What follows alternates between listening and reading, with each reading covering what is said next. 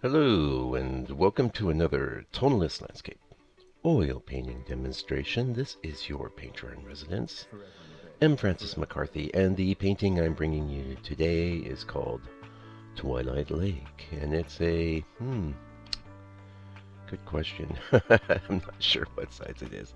Judging from the board, it might be a 7 by 14, I'm thinking. Yeah, I'm pretty sure that's what it is, 7 by 14. We'll go with that. Um, now, some of you may know I've been like trying to up my presence on old Facebook and also my blog. I'm starting the blog back up again, so be sure and go to my site and check that out. It's been dormant for quite a while, and I'm actually trying to do something where I can have a site other than my landscape painter site where I'm doing my blogging. But I won't take much of your time up with that now. I'm just throwing that out there. What's the story behind this? Like I say, the reason I said I've been more active on Facebook is there's a group on Facebook called Tonalism, which I recommend you check out. It's a pretty good group, and a lot of awesome painters there. And they're having a challenge going to do a painting of this scene. And so, while I'm not terribly competitive, I'm really not. But I did find the scene interesting, and it was almost kind of the same sort of color tones as that moon scene I just did, the rising moon, and I thought it would be cool to have a crack at it.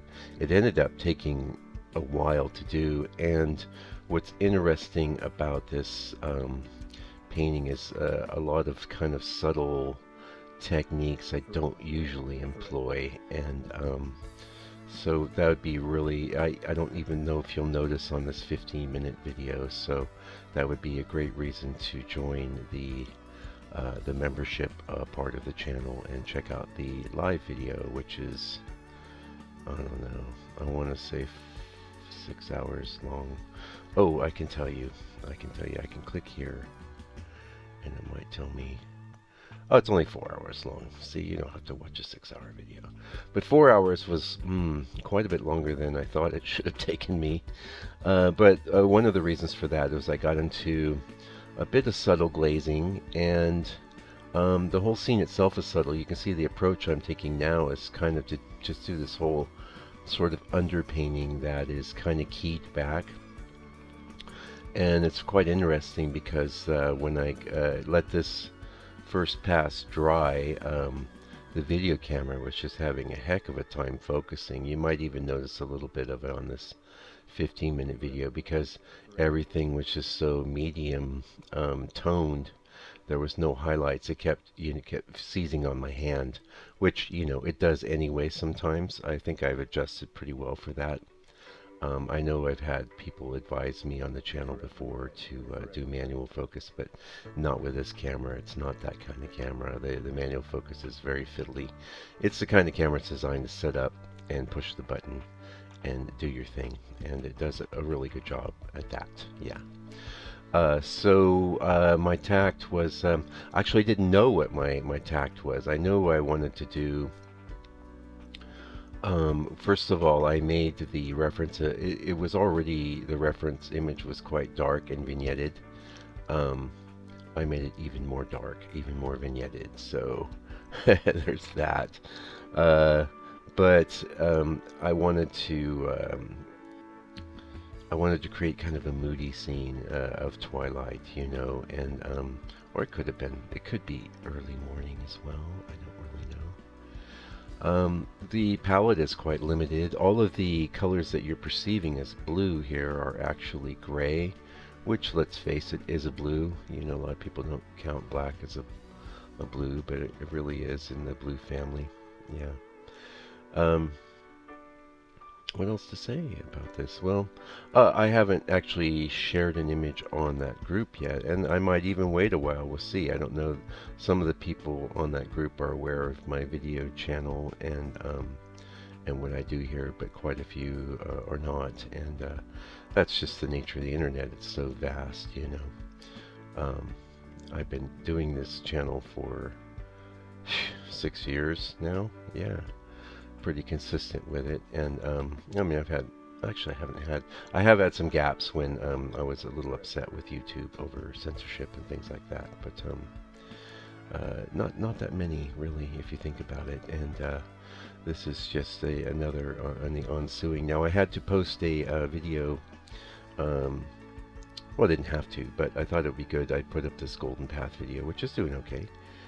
It's a beautiful painting, I think, and I joined up a couple halves, and I can do a bit more of that now that I've taken some of the live things and moved them into the members area. Here you can see the problem with that camera focusing, really having a bit of a struggle. Also, I turned off the light there briefly, and that was something that one of my members had pointed out. When reviewing one of the older live videos, there was a case where I had a painting that was just so dark. I just turned off the light, because one thing that you need to be aware of, if you're painting under a very bright light and your painting isn't going to be in someone's home under a light that bright, your painting could come out very dark, especially if you're working in this toneless way. A lot of toneless paintings can be really dark. I've only seen 2 Georgia Ness paintings in real life. That was at the De Young Museum, and those were both incredibly dark paintings, and beautiful though, amazing. There's worse things than being a dark painting, but it doesn't fit in with a lot of people's decor these days, I can tell you that. Not that I worry too much about that. I don't think painting for the market is a great plan for somebody who is a fine artist. I think but it is good to be aware of, especially if you're looking at your own painting and you're saying, wow, this is really dark. I thought this was going to be less dark. And you painted it under a bright light. So one thing you can do to compensate is just paint it with that light off, or the light quite far away.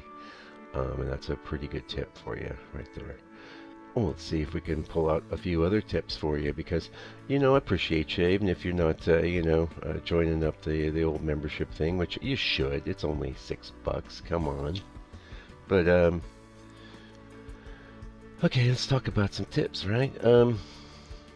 One of the things I'm doing here, where I'm going, so there's a good tip. It's kind of implied, a lot of times you can do a more muted sort of undercolor painting, and then come in on top with all your brighter tones. That's the path that I chose to take here, as opposed to just painting everything sort of in the alla prima method. Now, even though I would class myself as an indirect painter, quite often I'm working alla prima. I have my brightest tones being laid down right from the beginning, and I leave a little room to go a touch brighter. But here's another thing. These kinds of clouds are not really my favorite types of clouds to paint. The big long streaky clouds, but in fact, I'm not really sharing the reference on this video here, but if you were interested, you could just go join that Facebook group and you'd see it. There's a lot of really long sweeping diagonals, and if you've been with me any time at all, you know I have a real high sensitivity to diagonals in the painting. I think that they're well, I'll tell you why. We don't perceive these diagonals the same way with our human perception walking around, but when you take a camera and you use a very wide focal length, you get extreme diagonals, and I can tell looking at this reference that it was shot with a wide lens. And now one of the major things I did to compensate, and you will I guess at the point in time when everyone starts putting up their examples of what they did with the reference, that strip of land in the middle, which looks nicely proportioned right now, you're thinking, well, that looks like a lake, that looks distant. In the reference image is about 1/3 of the size that I painted it. Now, I'm willing to bet you that most people are just going to paint it up the size that it was in the photo. But there's another tip for you. Okay, hey, we're rolling them out. Watch out for those focal lengths, especially if you're going for sort of a more traditional feel or even a more natural feeling. Those wide focal lengths don't look natural, and the thing is, when we look at a photo and we know it's a photo, we kind of perceive it in a different way than we would if it was done as a painting. And I got a heads up for this early on when I was making making paintings from photos, excuse me. And my brother-in-law said, "Well, that's a great seascape," and I'm like, "It was a pond, okay." But again, that I shot it with the lens wide, very wide, and that pushes everything in the distance further back. And so something that's supposed to look like a pond or a lake will look like a seascape. It will look like that is land way miles and miles and miles away. Yeah, tip for you. Yeah, so another thing about this reference is I don't tend to like strong vertical reflections in my water. I was trying to do it though. You can see I'm trying to do it. And I did leave a little bit of it. But so two things I really did. One is where there were really strong, just straight up diagonals in the sky, I had a tendency to sort of straighten them out. I did leave a few diagonals. You can see there's a big implied diagonal up at the top there, too. And that's all good. But there would have been even more had I not, like especially in the middle bit. The other thing I kind of worked with and struggled with a bit was as I was doing ever lighter bits over the top of the painting. Say you paint a bit of cloud and it's very light. The bit that's behind it can be perceptually very dark, so you have to keep adjusting back and forth. And I'd say that's one of the things that added maybe an extra hour to this painting, was just going back and forth with that. Overall, though, I was pretty happy with the painting, and you'll see the very last segment. All I really did was I went in with a sable type brush. It wasn't an actual sable, so no sables were actually killed in the making of this painting. And I just put a few flecks in the water. Now in the reference, it's very ripply, and I'm willing to bet a lot of people are going to get really into duplicating that too. But in my mind, that sort of thing really doesn't. It's not my cup of tea. It's not what I'm about. So it'll be very interesting to contrast this against the work of others. I know it will be a different and distinct approach because I know what I'm doing and I know why I'm doing it. But yeah, see, one thing I'm battling with there, I don't like little lines, implied lines in my sky like you can see in that middle bit there. And I'm sure I'll be adjusting that. And so one of my strategies for doing that was to do a lot of, you'll see that we're coming up into the very last segment, which was done a day or so. I let it dry for about 4 days or so, and then I did another glaze, which we're going to be coming up on. A very subtle glaze, so you might even miss it. What I'm doing now, you can see, is I wanted to put in that orange, and I think that came out really beautiful. It's like the only real strong color in the painting. Not even that strong. Yeah. Okay, here we are. New day.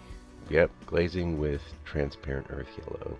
Adjusted with a little bit of Indian yellow. Indian yellow on its own is just too overwhelmingly saturated for me.